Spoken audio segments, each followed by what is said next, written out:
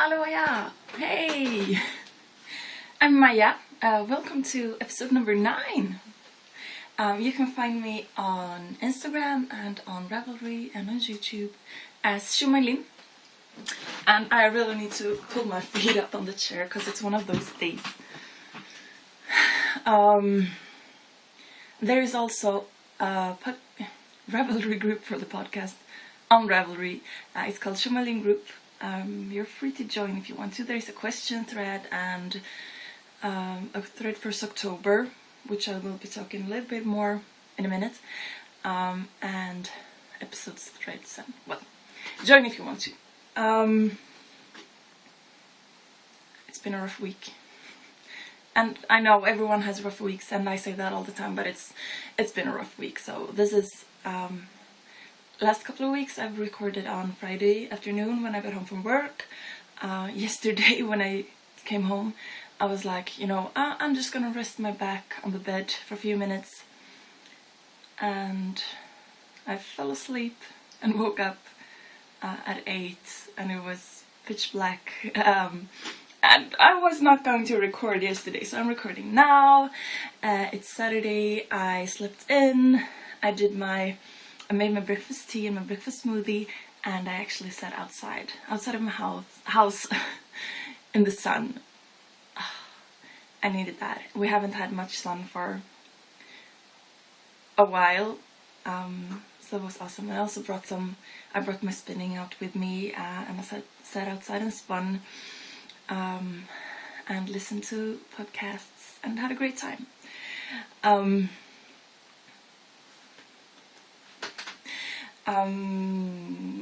I'm thinking I want to tell you a little bit about my week, but yeah, okay.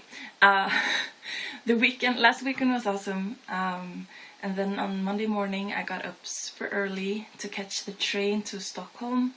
It left at 6 in the morning, and that was I'm not good with early mornings, okay. But it worked out fine, and we got there, and it was a 3 days conference education thing, and unfortunately that sucked. So I talked to my boss on Thursday when I got home or back to work, and he was like, yeah, it was good, and I was like, no, it wasn't, unfortunately. And we had not. Well, there were so many things that just sucked, and we did not get the chance to what's that word?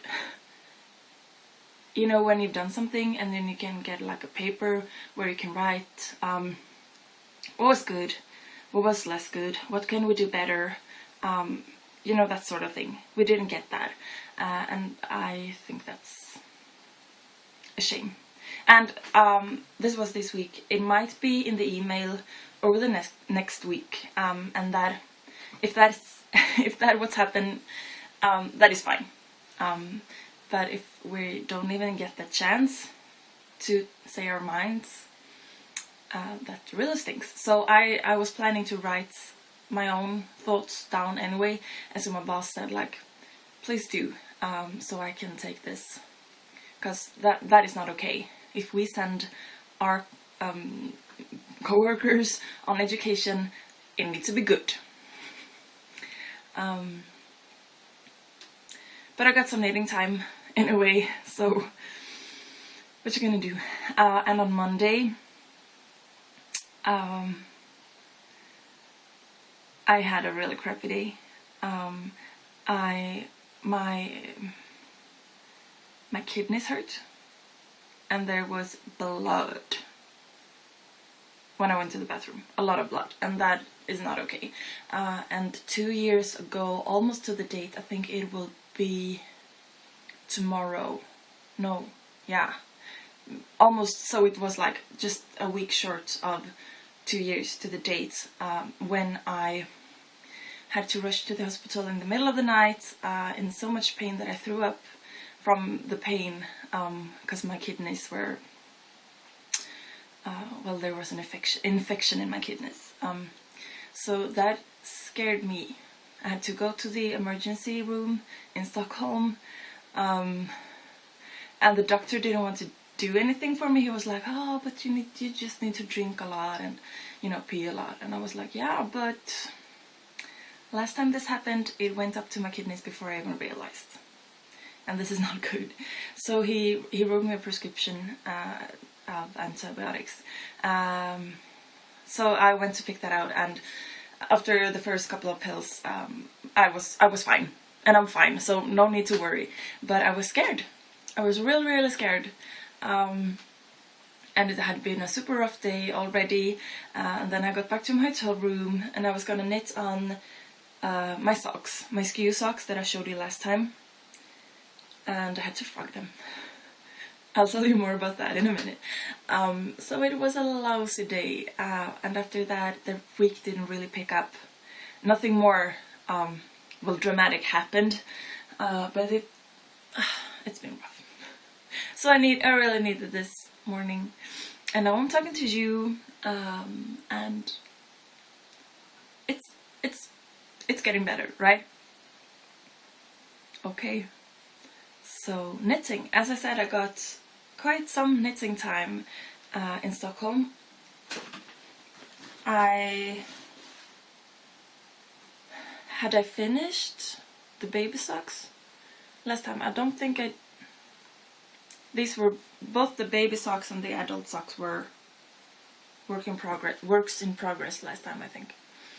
So I started with the big socks. And this is Mellanraggi by Järbo, which is 75% superwash wool and 25% polyamide. So I started those with a short row heel and, well, plain, nothing fancy. And when I had finished, or pretty much finished, the cuff on the first sock, I realized they didn't need to be much bigger than this, so I broke the yarn, excuse me, to make a pair of baby socks as well that are sort of coordinating. So I finished those. Pretty high cuff, either for, you know, pulling the socks on tightly, or, well, not tightly, to the baby's leg, or you could fold them over. So I finished those over the weekend, I think. I don't remember. And then in Stockholm I did cast on for a pair of the green ones in the same, it's the same yarn, just another colorway. And these, I made these with my, did I bring it? My favorite, my go-to pattern for socks. My mom cut this out of a magazine, and I just put it in this plastic cover. And this was the pattern my mom gave me when I started knitting, like for real. And I wanted to make some socks. So this is like my favorite pattern. This is like my original pattern. So these are knit from top down, heel flap and gusset, and I just love how the striping turned out on this one. Look at that! It's the heel. I love it. I had to adjust the stitch count though from the pattern, because this yarn is a little bit thinner. So instead of 40 stitches for the foot, which the pattern calls for my size, like lady size, I had 48. But I mean, just adjust it, no problem. So I finished those up, and I am thinking I want to keep them because I really liked how they turned out. I like these striping yarns, and I had some leftover yarn from them as well. So I made a pair of baby socks that I made toe up, and the short row heel, and I did not use the wrap and turn. I just turned, and I know that makes for holes in the fabric, but I wanted to see how bad they were, and they are pretty bad. As you can see straight through, since they line up on each on each side. But anyway, I'm thinking, because babies, like tiny babies, they won't, I mean, their socks don't wear, right? They just have them on them. So as I said, I made this toe up, and I didn't know how much yarn I had. So the leg is, I'd prefer another, what's the word? Like, I'd prefer to have the foot a little bit longer and the leg a bit smaller, shorter. But these as well is, I mean, you could easily just fold them over. And I think when you fold them over, the cuff length is pretty good, I think. Yeah, so I made those. Yesterday someone wrote to me, a friend wrote to me, who his girlfriend is expecting their, well, they are expecting their first child, of course. So he's like, oh, you knit, right? I'd like some socks for our child. I think their child is due in February or January. Yeah. So I'm thinking maybe I'll send them these. We'll see. So those are my FOs for October. Yay! So I am going to post them in this October thread. Some of you have commented on wanting to join. And as I said, there are no rules or anything, and well, it's hardly even a knit along. Just join if you want to, because someone wanted to, so I was thinking I'll just open up a thread and you can join if you want to. And as I said, the skew sock that I was making out of the Bären Garnstrumpf garn.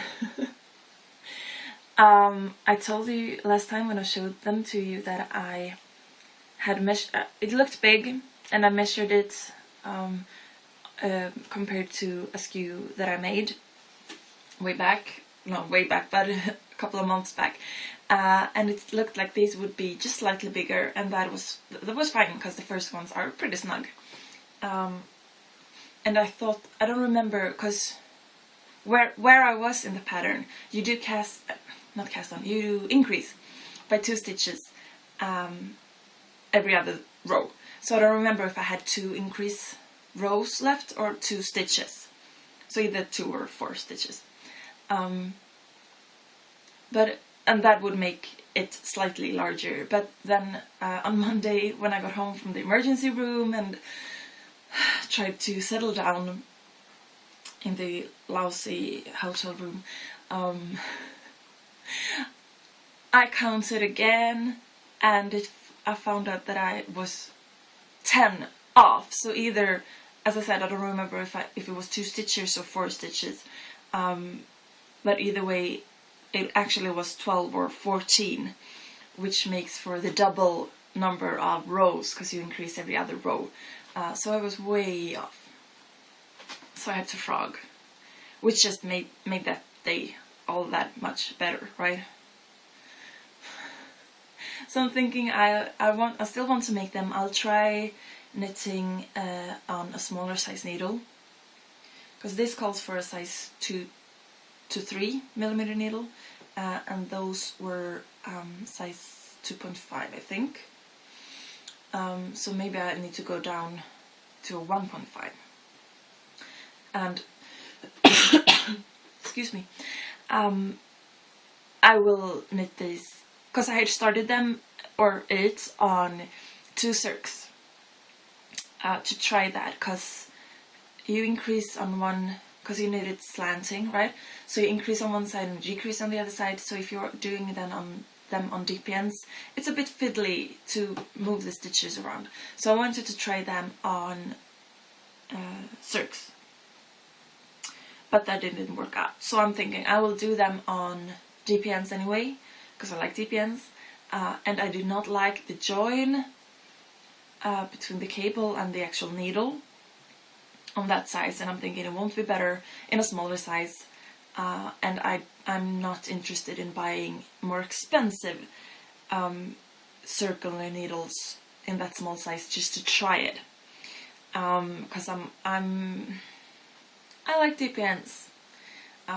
It was just gonna be like an experience or an experiment even, but I'm not putting that money out there. So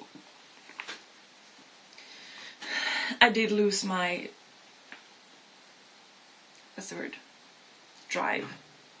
So they are put to the side for now. And then I did start on another pair of socks in strumpengarn. I think this is Norwegian or Danish, because they have that with the line through it. In Swedish we have the O with 2 dots. It's and we don't say strumpor in Swedish, we say strumpor with a U. So I think this is, as I said, Norwegian or Danish, and I can't really see. Well, anyway, so you can see the picture. I've shown this yarn to you before. That this is also self-striping. This is 75% wool and 25% polyamide again. So I started these, or I started the first one, also on my go-to vanilla sock pattern. But this yarn is even smaller, and I'm knitting them on my Knit Pro Carbon's short DPN size 2.75 mils. So, and this pattern, I'm just checking, well, no. So I just started I finished the cuff, and I knit the heel flap, and I'm going to do the heel shaping, and then they pick up the stitches and then do the gusset. But since this yarn is much thinner than the yarn that this pattern calls for, I'm actually making the number of stitches is the same, so I'm following the instructions for lady size, but they will be like maybe 6-year-old size when it's finished. So I'm not following the length for lady. I'm following the length for the heel flap and for the foot and for the cuff, the centimeter length I'm following for this size, 6-year-old size. And then I will, because I'm thinking I will make these for my nephews, so I will ask their mother, because I asked their father, my brother, what shoe sizes they wear, and he didn't know, so I will ask their mother instead, for their actual shoe size. So I will of course knit to their size instead of just the general assumption. So that is coming along. That is the first sock out of this pair. I have 4. Just drop the bag. I have 4 skeins of these in this colorway, and then I have 2 skeins in another colorway. So maybe I will knit them the same, or maybe they will have different colors. We'll see. I'm working on that anyway. And yesterday evening, excuse me, it just bothers me that it's lying here on the floor. No, stuff keeps falling over. Yesterday, because I told you when I showed you the yarns I got, that I had, that I was thinking, because my mom has a birthday coming up, and I was thinking about this yarn for her, because she really likes green, But when I made these, I was thinking maybe she doesn't need those. My mom has made me so much beautiful stuff. She's knit so much for me over the years. Beautiful stuff and crazy stuff. I told her once that I wanted like thigh-high socks, like thick woolen socks, and she made them for me. That is, I mean, that's crazy. That is so much knitting time. And she just made, because there are no patterns for that. So she made it up. Maybe there are, but she didn't find any. And I'm super grateful for her making me stuff. So I want to give back, but it's also, it's, at the same time, it's, you know, how do you give something back? How can what I make ever be something that she deserves? Last year I made her a dream. It's called Dream Bird, right? I'm gonna find a picture of it. A Dream Bird shawl. Don't remember who it's by. And I worked so much on that, and I was super happy with it. Excuse me, I'm looking for a picture on my phone. I'm not just staring down. So I made it out of, and there are just weird pictures of it, but yeah, I made it out of Cascade 220, I think, some Cascade yarn and some Madeline Tosh yarn for the wings. Oh, there's a better contrast edited picture, and I do have pictures of her wearing it here. So I gave it to her, and she was super happy, and I was super happy with it too. And so I told her, like, do not think that this is too beautiful to wear, because if you don't wear it, I will take it back. And so she's worn it quite a lot, which makes me happy, of course. And here you can see her, my little mom, wearing that shawl. And she wears two shawls, because she was wearing a shawl when I gave it to her. And that took me quite some time to make. But it was totally worth it, of course. So I was thinking I'd make her a pair of socks for this birthday. Her birthday is the last of October, so that's a good what do you say? Finale. I don't know the word. So I dug out this yarn. I've got two balls. I only brought one with me. It is, and I showed you this yarn when I got it. I think it was like in the first episode, because I got it just a couple of days before that. It's mini mushi, machine washable, and it's merino and nylon. And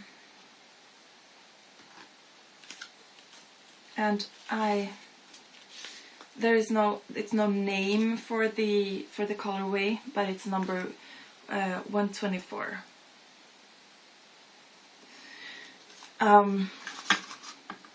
And she loves green, and I think this is a beautiful yarn with different shades of green. So I was thinking, what do I make? What pattern do I make? So I was flipping through the unofficial Harry Potter knits. Oh, that's better if I show it to you like that. Which is a magazine. I bought the e-version and I printed it, so that's why I keep it in this binder, right? This is a binder. I think it is. And I have made some of the socks out of this. And well, since it's a paid for pattern, so I don't want to give anything away, but I want to show you the pictures. And I want to see what I'm showing you. There are cables, and some lace and some stockinette. Top down, heel flap and gusset. Beautiful socks, and it's sort of the same colorway, or well, sort of, right? These are called the Herbology socks. And I think they're beautiful. So I started them yesterday when I had my little nap, just a couple of hours, and I did clean. Excuse me. I did clean my apartment, and I had some food, and then I sat down, and I got this much done. But well, it's twisted rib and some tables, and that's how far I got. But I really enjoyed this far. I'm knitting these on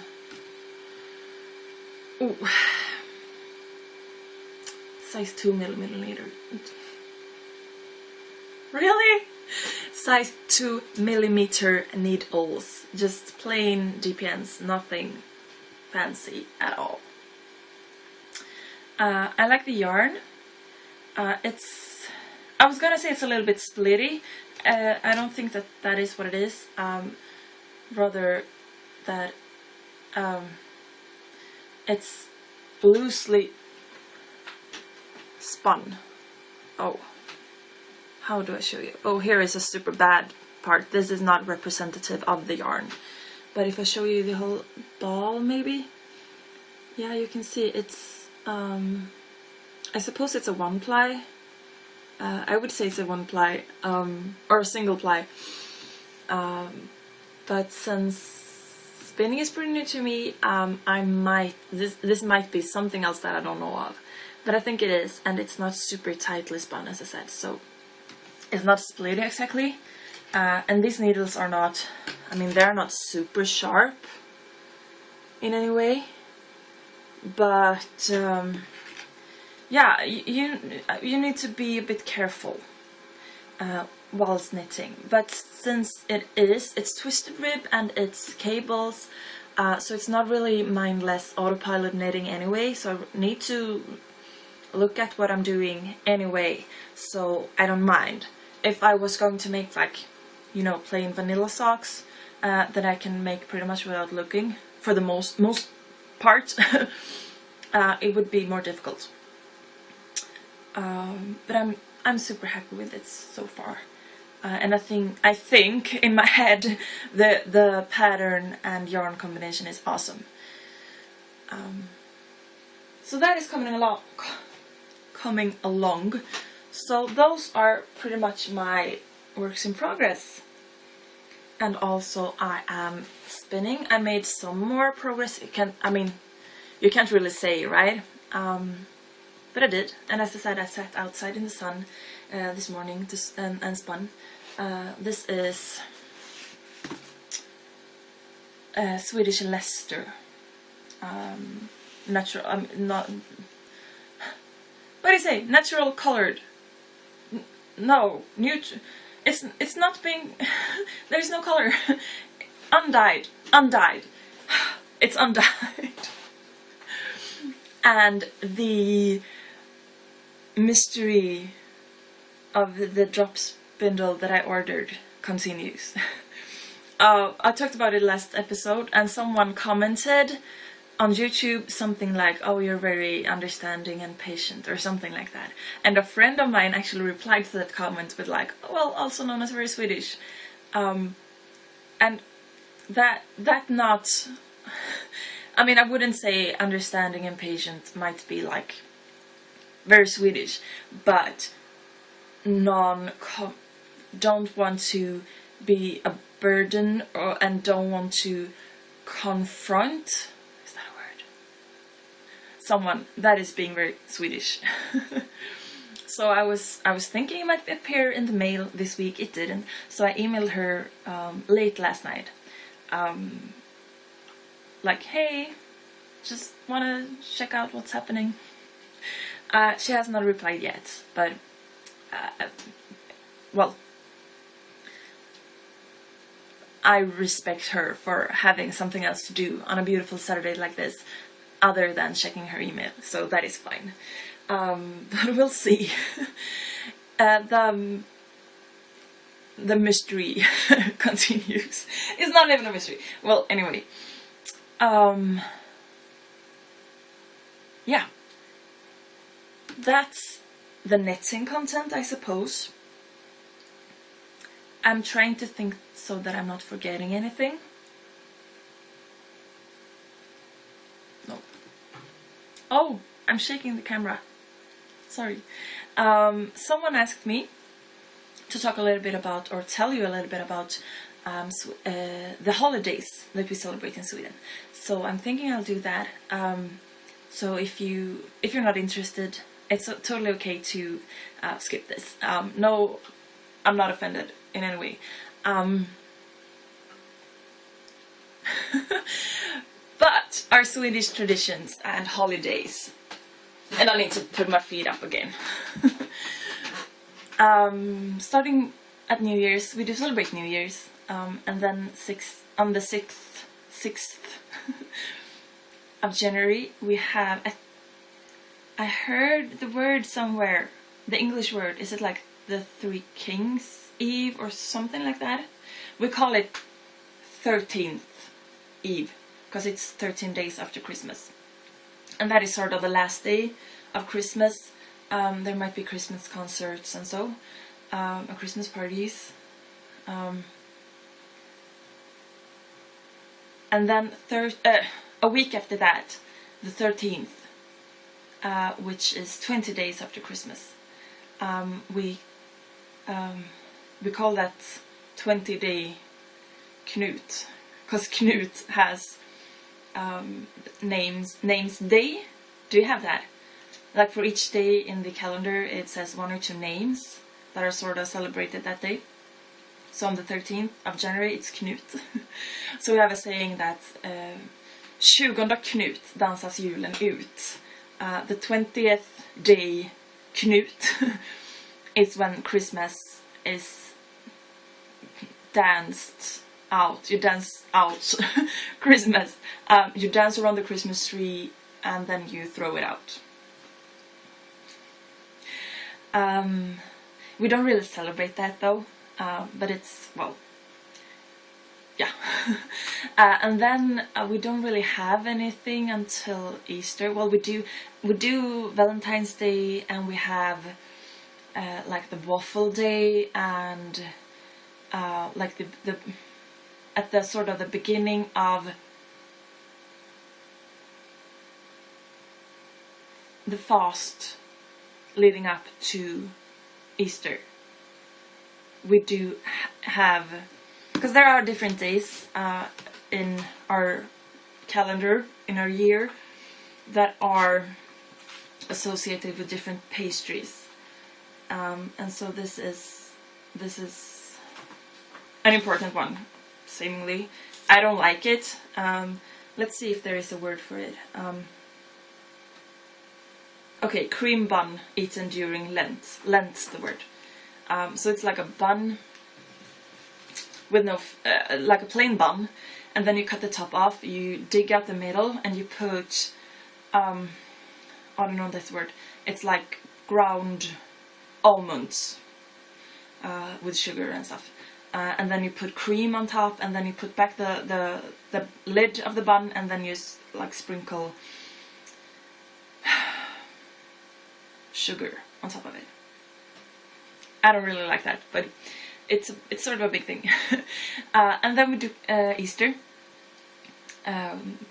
which is, I mean, I don't think we do anything special or for Easter. And then 40 days after Easter is the memory of the day when Christ flew to heaven. Right? Translated, the Swedish word is Kristi himmelsfärdsdag. Christ's heavenly trip day. Sounds really weird. And since Easter is always over a weekend. That day is always on a Thursday, right? So that week is so Thursday is off, and most people have Friday off from work. So that is like a long week, and then 10 days after that, it's the day of the memory of the Holy Spirit.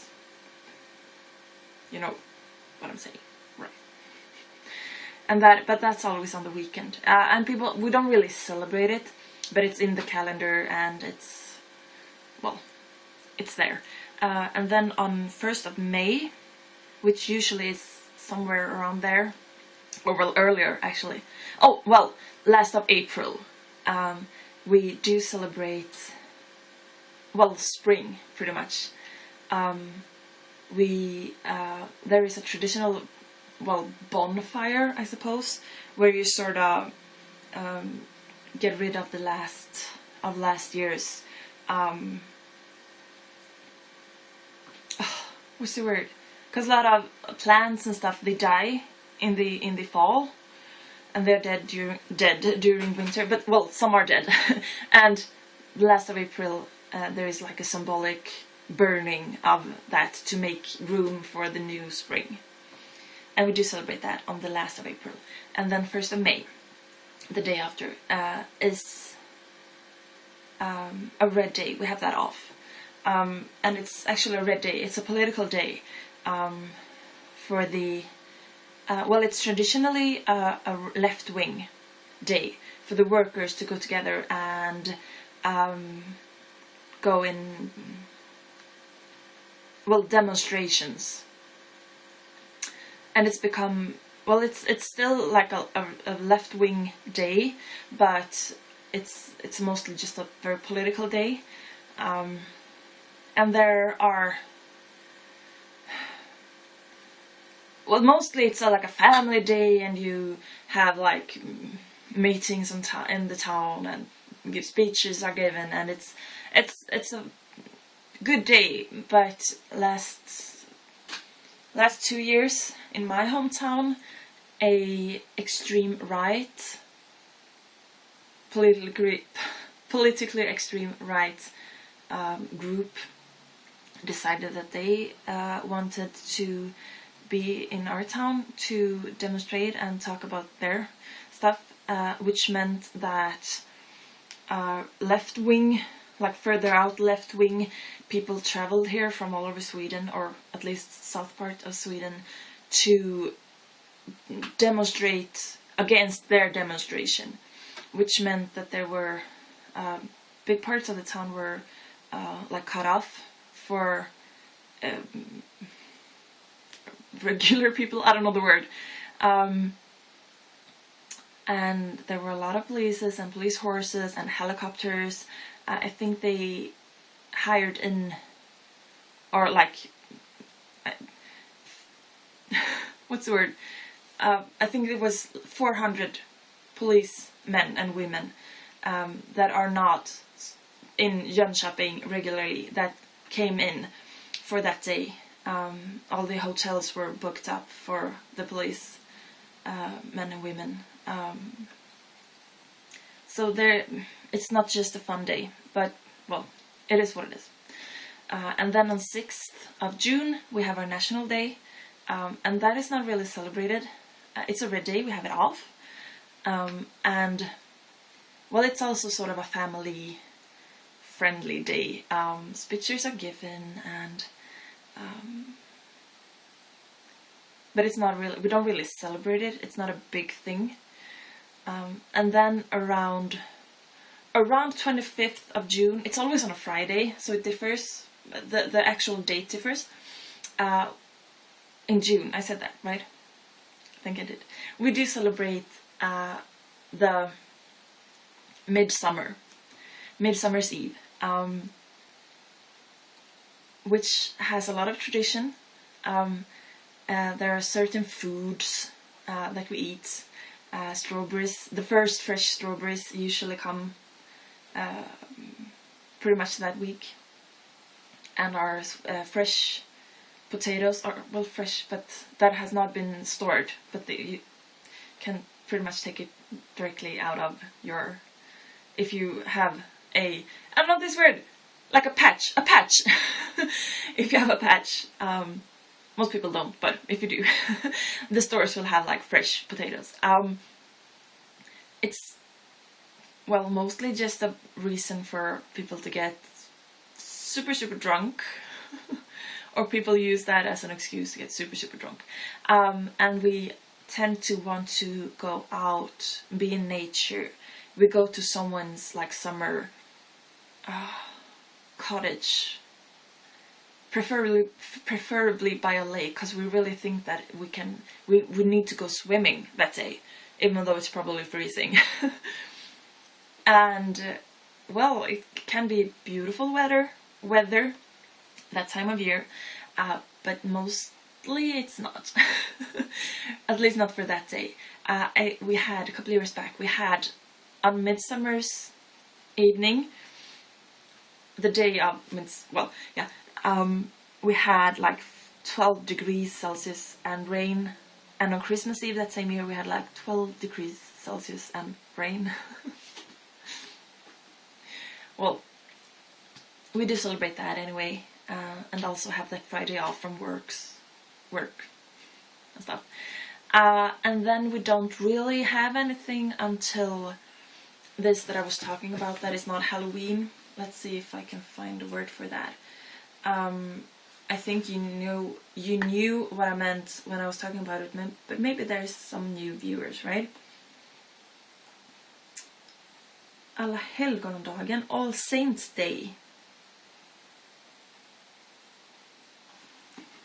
which is somewhere in either last of October or 1st of November. Between that we don't really have anything. There are a couple of days like to remember old kings. They are not celebrated. There are different sorts of, well, pastry, but I think it's just like for the cafes and bakeries. I mean, people get them and eat them, but it's not really anything to celebrate. And then after All Saints Day, the last Sunday of November is the 1st of Advent, and I talked a little bit of this, right? Which is like the start of Christmas. Well, stores have already started with like having Christmas decorations for sale, but for that Sunday they will like do their decor Christmassy and like have their windows, display windows, like the Christmas displays and stuff like that. And there will be Christmas fairs all over the place, and like Christmas lights and everything like that. So it's like the start of Christmas, and that is sort of celebrated that weekend. And then there is, like, all the way leading up to Christmas is, I mean, it's not holidays, but it's Christmas spirit-y. And like you can get special food and restaurants and stuff like that. And then on the 13th, well, okay, on the 10th of December, we have the Nobel Prize. It's not a holiday, we don't celebrate it like that, but it's most different kinds of media, most papers and so, they will publish the recipes for the food that will be served on the Nobel dinner. Excuse me. And it's all televised. Televised? You can see it on television. So a lot of people actually do their best to try to make their version of the same food that will be served on the party, and they will dress up in fancy clothes and they will sit in front of the television and eat the same food, and I've never done that, but I think it's kind of cute. it's kind of a thing. And then on the 13th of December, we do celebrate Lucia.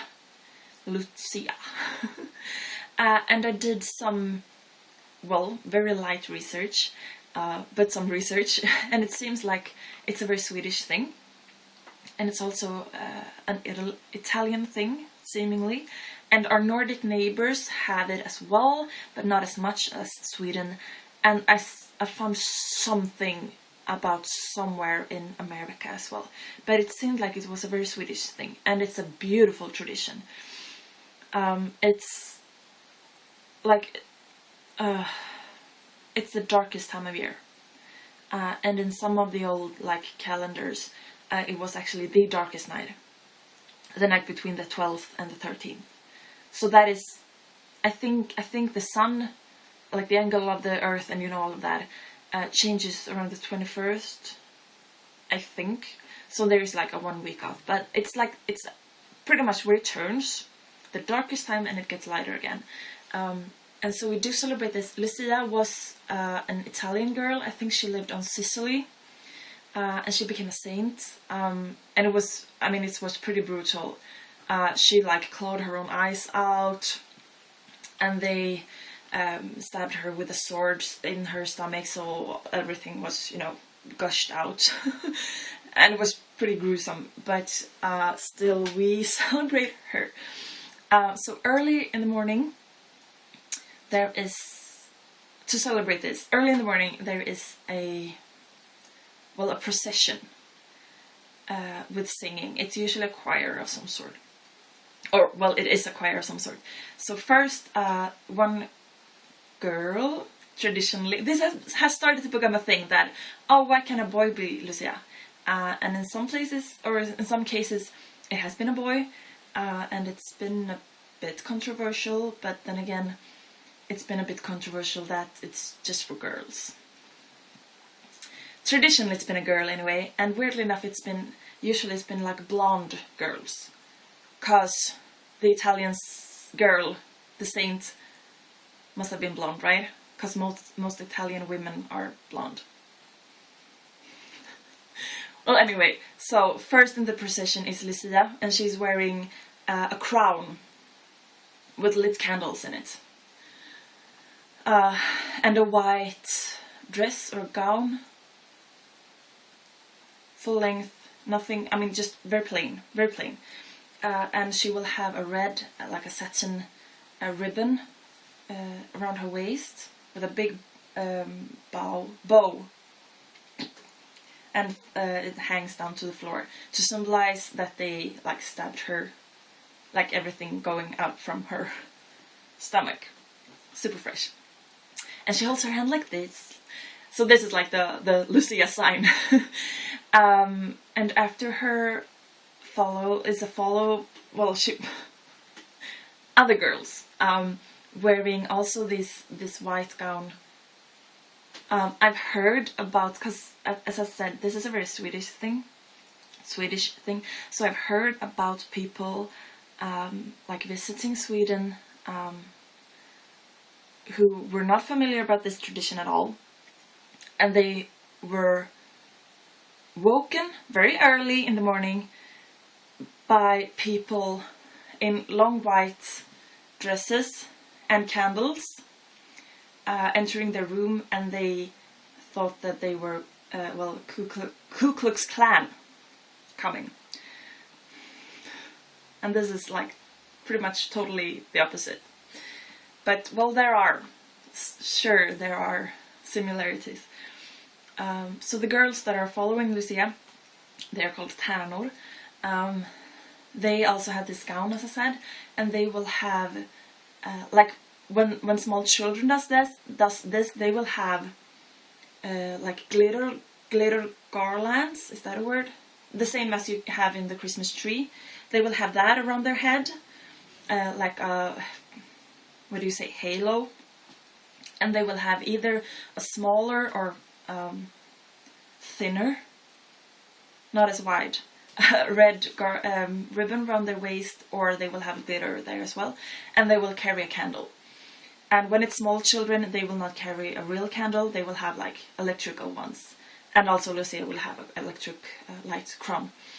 And if it's super small children, their parents might have made them either like crocheted candles or well, fabric sewn candles, or well, white with yellow on the top. Yeah, and if it's like a fancier, like the city's official Lucia procession, the girls following Lucia will probably have a red ribbon as well, and then they will have wreaths, right? With and it's a special sort of plant that is actually green in winter, that they will have, you know, around their head, and it would be wound around with red ribbon as well. And the Lucia crown will also have this green leaves around it. You can almost picture it, right? And then after the girls, there might be boys as well. And for like in schools, the boys will also wear these long white gowns, and they will be called star boys, stjärngossar. They will have a paper cone on their head, a high paper cone, like maybe half a meter or so, with the golden stars in the front, like 3 big golden stars. And in their hand they will have a stick with a big gold star on the top of it. And that is always,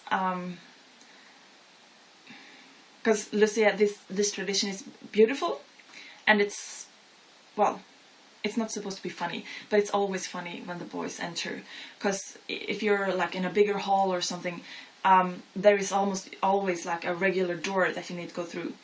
So it might be a little difficult for the girl, for Lucia with her candles on her head, but she usually manages just fine to go through the door.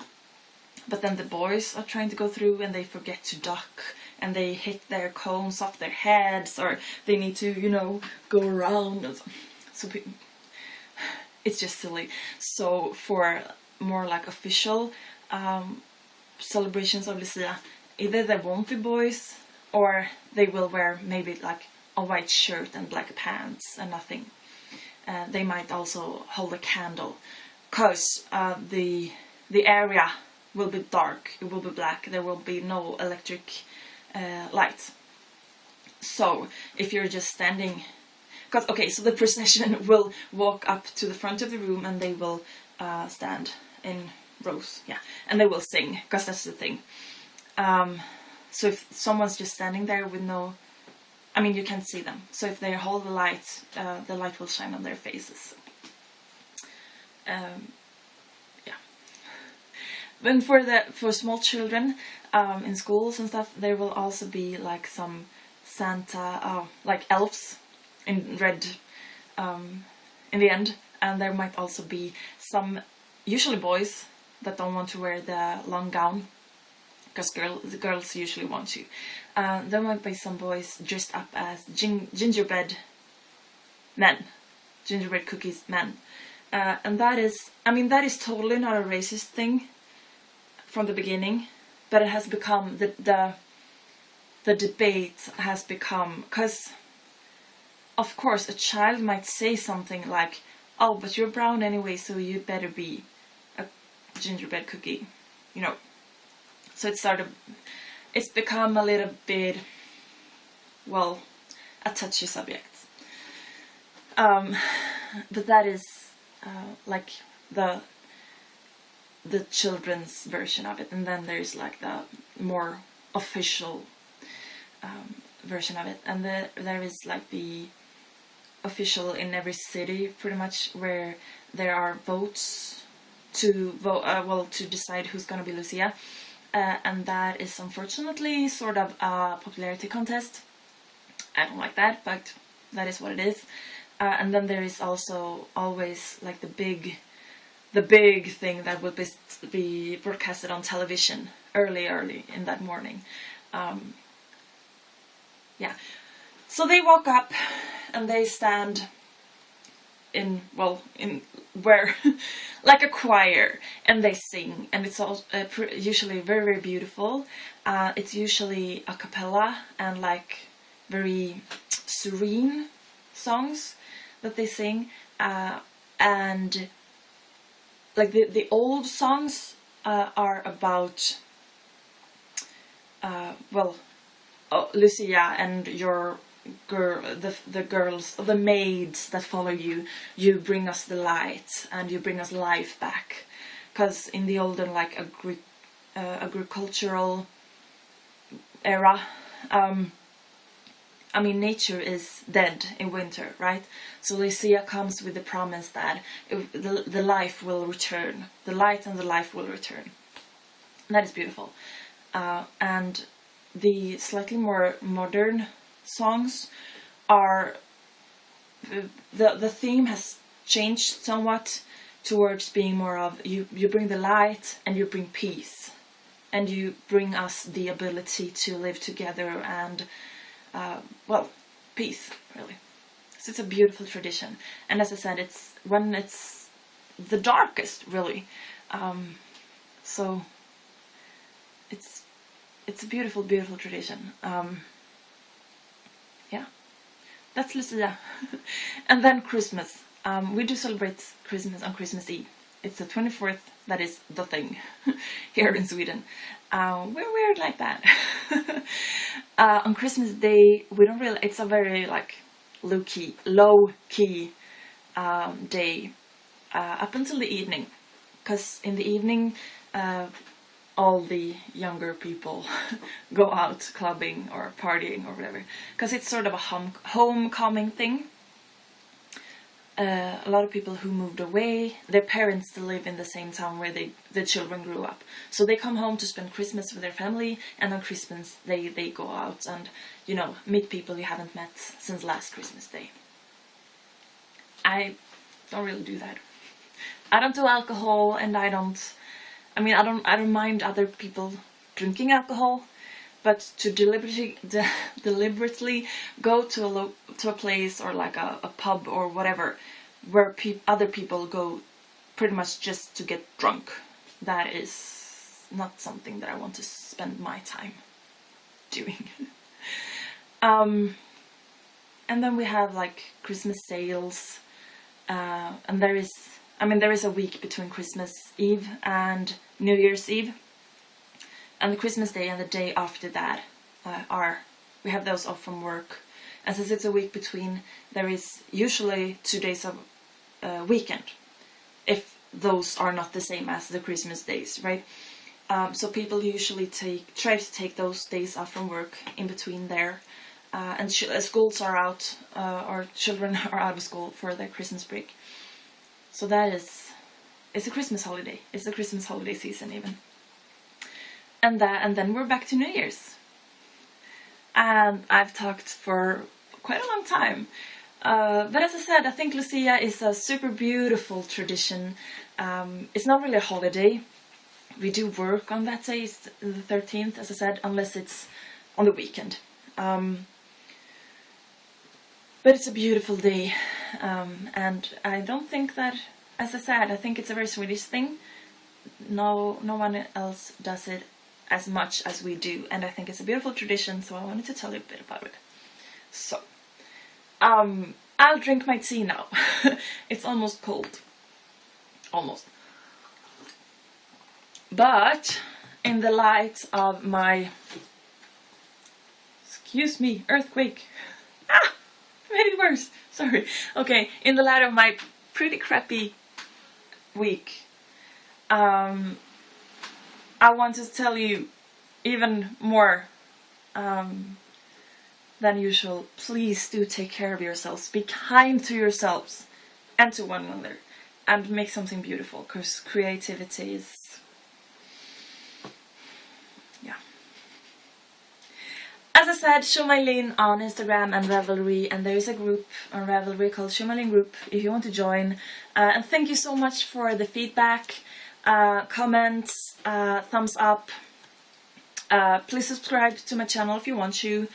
And thanks for being so awesome. And have a great week. Bye!